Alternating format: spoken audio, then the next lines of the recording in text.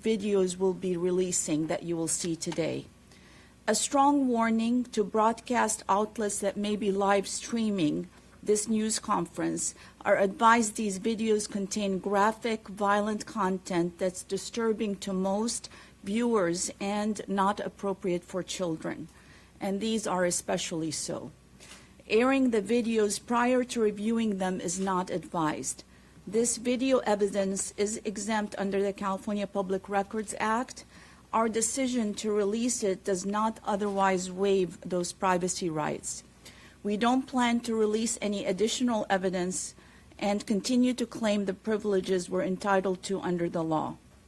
We trust and expect that the media will put these videos into context just as our office does in order to present the most accurate depiction of the events.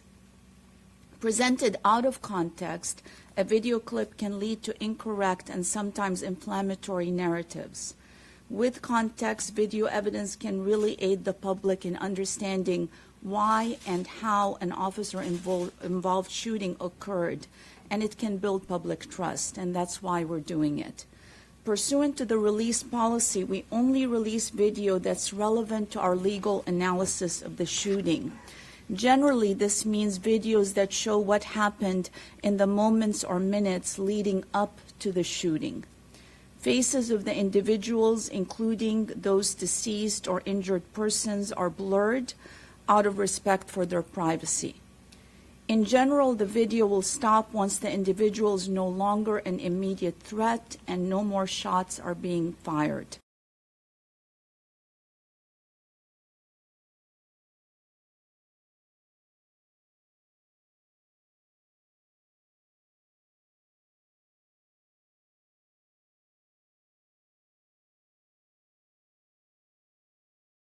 Situation.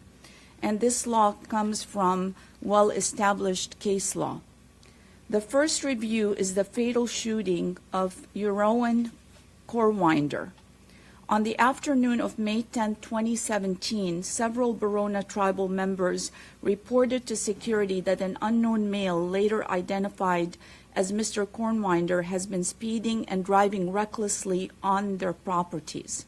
One tribal member was off-roading and reported Korwinder cut in front of her, drove from side to side, and tossed dirt and mud onto her from his truck before she managed to escape him. While Borona security officers were speaking with the tribal member, Mr. Korwinder arrived on the scene, drove his truck towards them at a high rate of speed, stopping about 5 feet in front of them. And where he stopped was in front of a marked security vehicle. Korwinder was argumentative and refused to identify himself. Korwinder was also irrational and appeared to be under the influence of drugs while driving his vehicle. Korwinder insisted he had the right to be there and drove away. One of the security officers had to quickly close the door to his vehicle and run in front of his car to avoid being hit as Korwinder sped away. At the request of Borona Tribal Security, a San Diego County Sheriff's Department deputy responded to the Borona Indian Reservation to contact Mr. Korwinder for trespassing on private property. During a resulting pursuit, Korwinder drove onto the lot of a private residence, and despite being surrounded by sheriff and tribal security vehicles, managed to drive around the vehicle and escape. Korwinder drove off-road during the ongoing pursuit and eventually onto the lot of another private residence. He exited his truck, refused to comply with orders, and was struck with beanbag rounds. He got back into his truck and drove around the residence. Korwinder was confronted by sheriff's deputies near the driveway leading to the main road and ordered to stop his truck. After several minutes, Korwinder drove towards the uniformed deputies. A deputy fired one round from his shotgun, striking Korwinder, who stopped his truck. Another deputy fired a beanbag round and broke the front passenger window in order to give a police dog access to the vehicle. However, Korwinder drove towards the deputies again. Two deputies fired on the vehicle. Korwinder's truck proceeded onto the road and struck a sheriff's vehicle and a private citizen's vehicle. Kornwinder veered off the road, drove into a tree, and stopped. His blood was later tested, and it tested positive for drugs including amphetamines and methamphetamines. Our investigation showed that deputies acted in their own defense and in the defense of others. Therefore, they bear no criminal liability for their actions. There is no sheriff body-worn camera of this incident because the date of this incident was before sheriff's deputies were outfitted with cameras. I have to tell you that there is a video from body-worn camera worn by tribal security. However, the tribe is not part of the county law enforcement video release protocol, and citing privacy concerns for their tribal members and the fact that these were private residences where much of the incidents occurred, they've asked that it not be released. We are honoring their request since the tribe is not part of the protocol to release and due to their privacy concerns. The second incident is the fatal shooting of Mr. Isaias Raziel Ochoa Bautista. On August 24, 2017, a La Mesa police officer saw an occupied car in a parking lot of a closed commercial business at approximately 1:30 a.m. The officer pulled behind the vehicle to determine what the driver and occupants were doing there at that late hour. The vehicle traveled away from the parking lot into the street before the officer could approach it.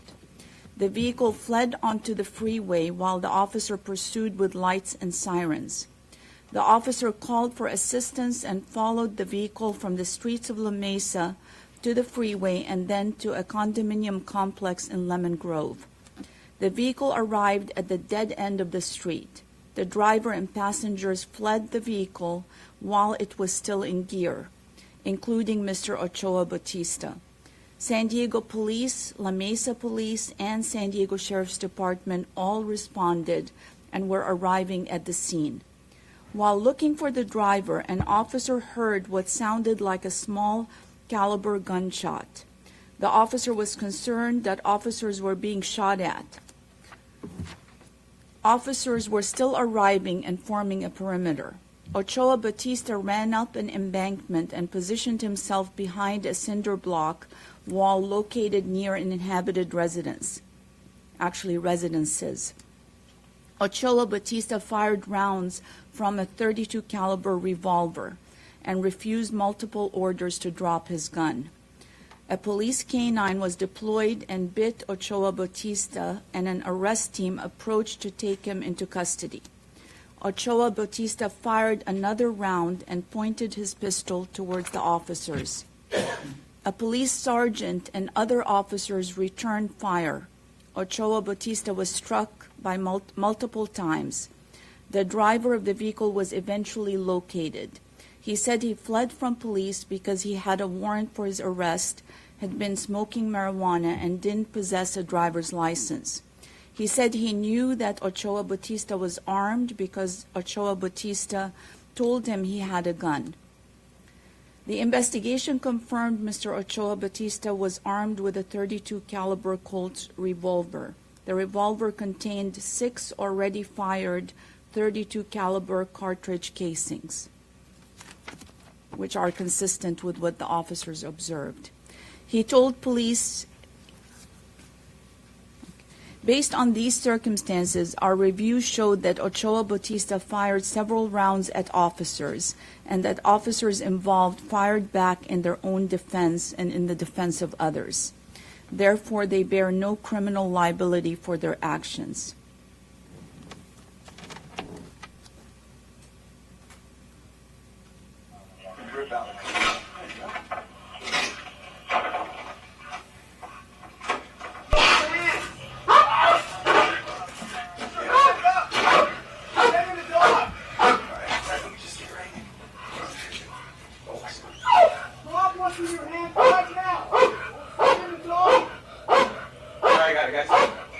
Say it quick!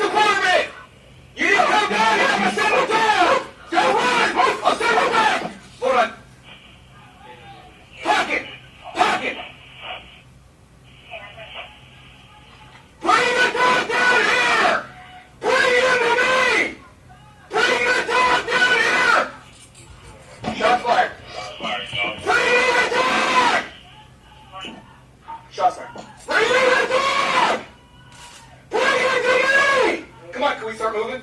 If you guys are ready, let's go. Let me see your hands! Who's got a rifle? Rifle in front. Hold on tight, guys. Rifle front. Come on, let's go, guys. Bring the dog! Bring the dog! Who's got a rifle? I got a rifle. Okay. Hey, guys, listen up. Go nice and slow, okay? The dog is property. Let me see your hands! Let me see your hands! Go slow. Let me see your hands! Put your hands up! Drop it! You gotta do it. Drop the gun! Drop the gun! Okay, go! Okay, hold on. Okay, move!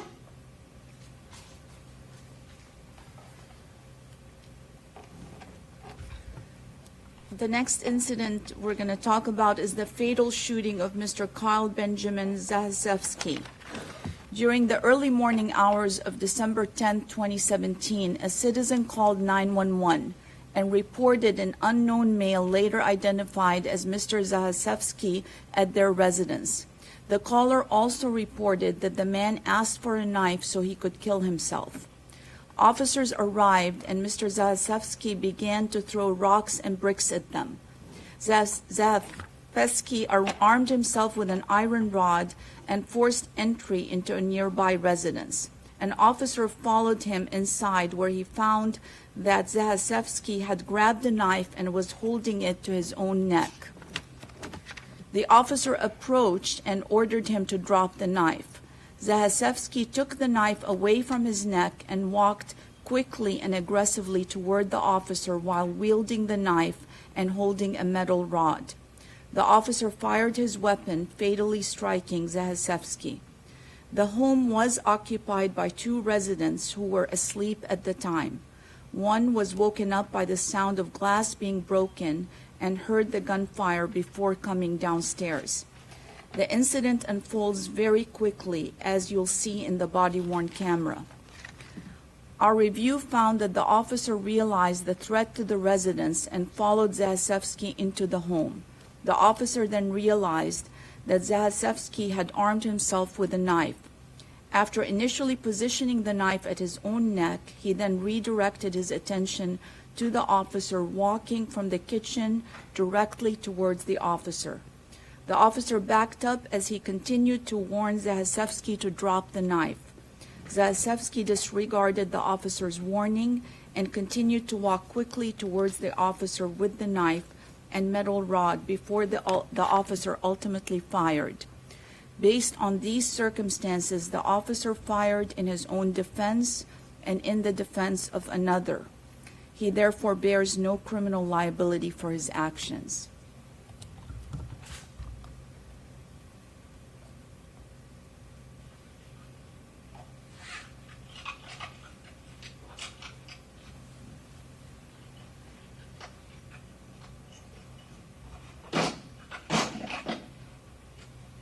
He's walking to the house for the break.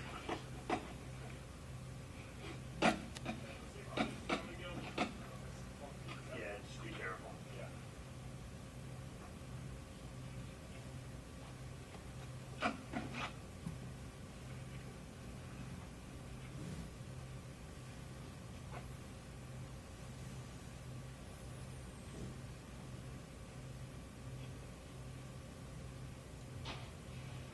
He's breaking into the house, guys.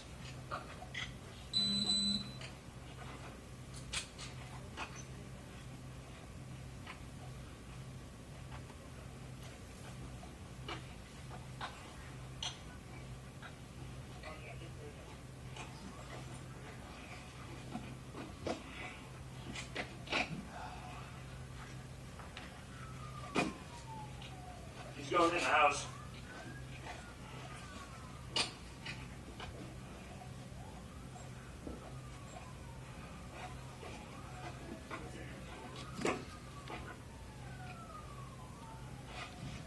Hey, boss.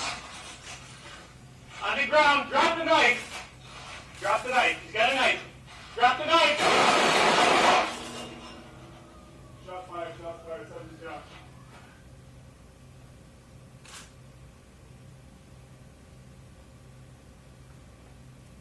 On the ground, drop the knife. Drop the knife. He's got a knife.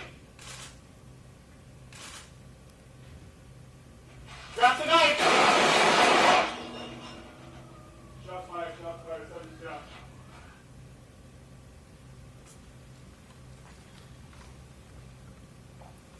The next incident is the fatal shooting of Mr. David Joseph Scott. On the evening of September 19, 2017, Chula Vista police officers went to the residence of Mr. Scott to investigate a reported assault on Mr. Scott's neighbor. Uniformed officers were greeted by Mr. Scott's mother, who told them her son is schizophrenic but not normally violent.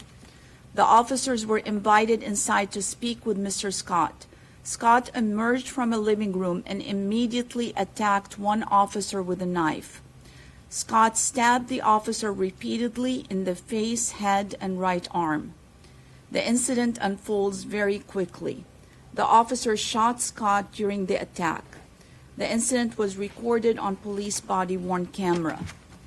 Fire department personnel were called to the home and transported Scott to a local trauma center, where he was pronounced dead a short time later. The officer was stabbed 5 times in the head and face and once in the arm. He had about 40 stitches to those areas and spent months recovering from very serious injuries. Based on these circumstances, it's apparent the officer fired in self-defense and therefore bears no criminal liability for his actions.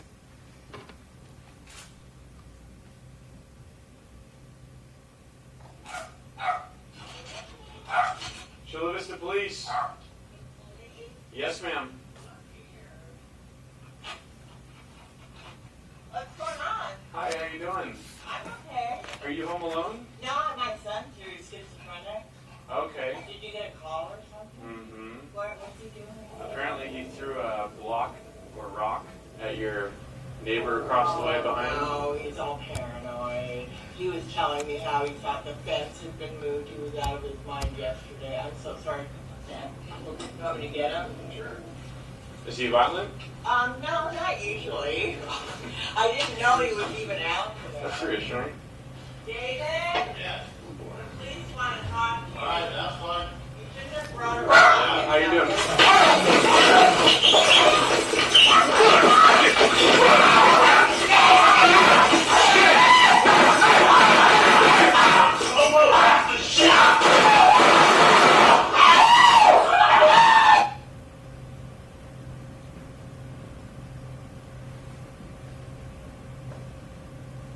Please want to talk to you. All right, that's fine. You shouldn't have brought her around. How you doing?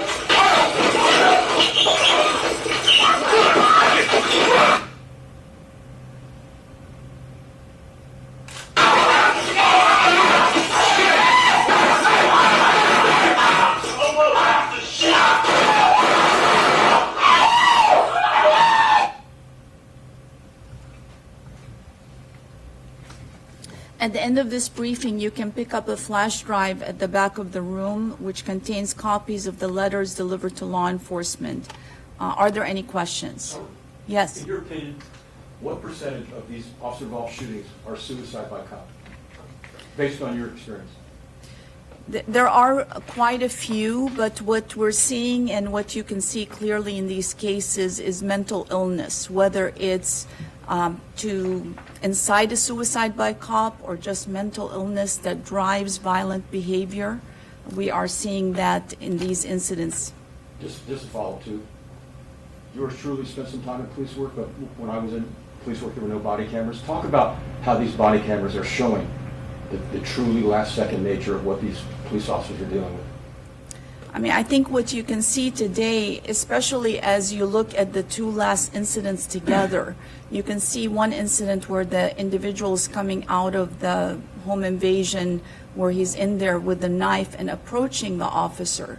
The second incident, but he doesn't get to stab the officer. The second incident, you actually see how fast the distance closes in with that knife and how fast the officer is stabbed 5 times. So when you compare those 2 side by side, you see that it literally is split second between an officer being stabbed by that knife and not being stabbed by that knife, and the officer making those decisions. Yes. The last fellow, his mother said he was a diagnosed schizophrenic, and you mentioned mental illness.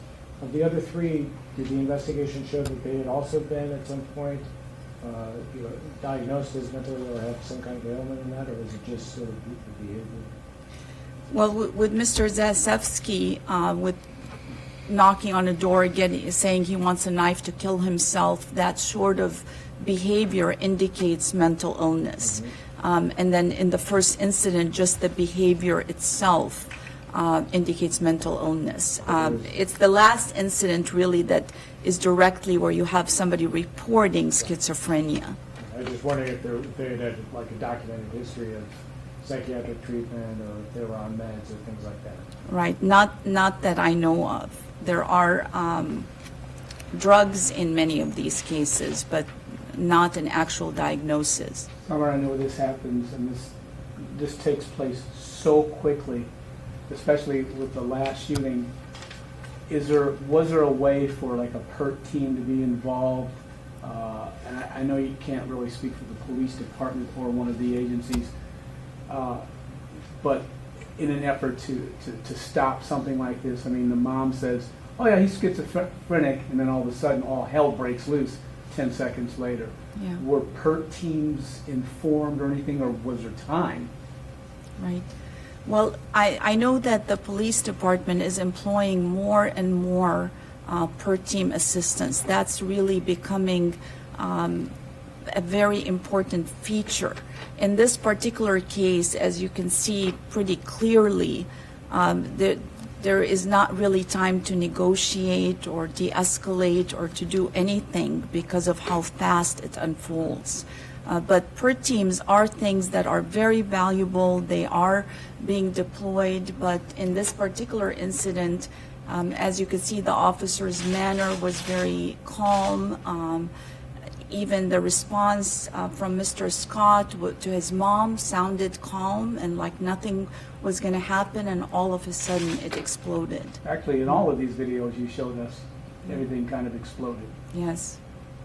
Am I correct? I mean, That's exactly what we see in these videos. I think that is the value of this body-worn camera, is it gives us a glimpse to what these decisions involve and how fast things unfold. There's no amount of paperwork that an officer can write that can really fully explain how fast these things and how violent these situations can be and how dangerous to the officers than these videos. We just had 2 San Diego police officers shot last weekend. In light of, how does that play into these kinds of scenarios? Can you talk about that at all? Well, just in terms of that, in that situation, again, you see how things develop very, very quickly. 2 officers show up at the door and they're literally fighting for their lives. Moments later, if it wasn't for action by fellow officers, I think this would have been a bigger and more devastating scene. It's incredible that the firefighters were rescued from that scene, that a lot more harm could have been done in that scene. Have you been able to review that video as well? I haven't reviewed that video yet, but I'm aware and briefed on the facts. As you know, the individual involved is not alive anymore, so it's not being reviewed in the same way. and another individual with mental illness, from what we understand. That is our understanding, is that he did have a history of mental illness. When did these individual police departments get word of your decision? Word of the decision? Mm-hmm. I actually don't know exactly, but we send them the different decisions in writing, and then we follow up with this process. I don't know exactly. I can probably get that information for you, but I don't know right now, this moment. Is there, I guess what I'm also, is there a lot more that goes into this than just looking at the video? Because most of these happened between May and December of last year, so it's been 6 to 10 months. Yes, it's a very thorough, it's essentially like a homicide investigation, so extremely thorough. It looks at the crime scene, the ballistics. We wait for an autopsy report to look at the wounds, everything else. We look at what kind of tox or alcohol was in the system, talk to all witnesses, review the body-worn camera evidence. It's a lengthy process to evaluate all of the circumstances to make the best decision, the best just decision we can make. Would you have been able to make the same decision had you not seen that body-worn camera video? The facts as written in the reports would have concluded in the same way. But I think the body-worn camera evidence really provides a visual, a snapshot that's hard to describe on paper. Taking a step back maybe from these individual things, the Shirley-Weber bill that's in the Assembly that would change the standard under which you analyze these shootings, first of all, would that, what's proposed, have changed the conclusion here at all? I think so. Secondly, have you or your office taken a position on that? We have not taken a position on the bill. The bill is still changing language, it's developing, and so we are closely monitoring that bill. I recently reviewed the latest version of that bill, and we're taking a look at the bill in all aspects. You know, it's interesting as you look at the videos here, because one aspect of the bill involves what the gentleman asked about, which is if somebody wanted to kill themselves, that an officer shouldn't shoot them if they're in the process of killing themselves. But you can see from the incident that we saw, the third incident, that how fast things move from trying to kill yourself to trying to kill the officer. So these things in real life are very fluid and very difficult to put in a clear box of this is a suicide, so it's not going to translate into a homicide. In fact, there's a very well-known concept in psychology that one of the biggest indicators of homicide is suicide. And so this is what we're studying very carefully to make sure that in real life, the language of the bill doesn't have a negative impact that is not clear on its face. Because from where it stands now, would it have changed the analysis of these? I can't tell you because I didn't analyze these under that standard.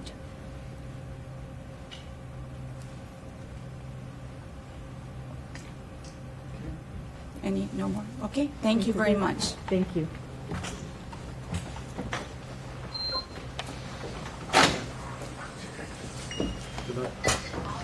Google that at 06, you got it. Yeah. The old ranch? Yeah, the old ranch.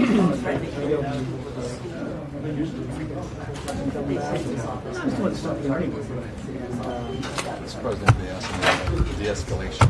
That's how I read it. Yeah.